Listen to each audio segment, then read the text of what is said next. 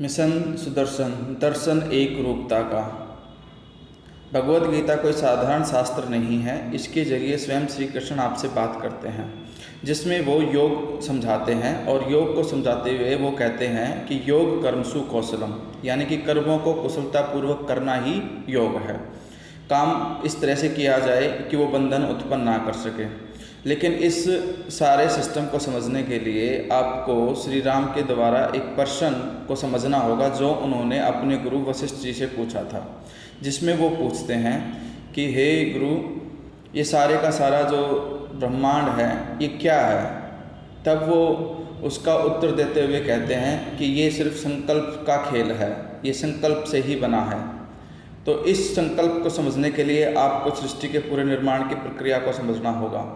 जैसे अगर इंसान कोई भी चीज़ का निर्माण करता है तो आप ध्यान से देखिए कि हर प्रकार की चीज़ का निर्माण पहले उसके मन मस्तिष्क में होता है, उसके बाद ही वो उसको ठोस आकार दे पाता है।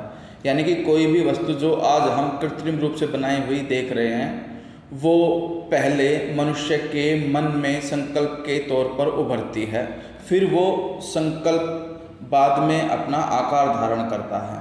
तो इस सीक्वेंस को बैकवर्ड में आप लेकर के चलिए। देखिए, जब आपके हाथ कुछ काम कर रहे होते हैं तो इसके पीछे का कारण है कि आपके मन ने उसको आदेश दिया। अब मन को आदेश कौन देता है? बुद्धि।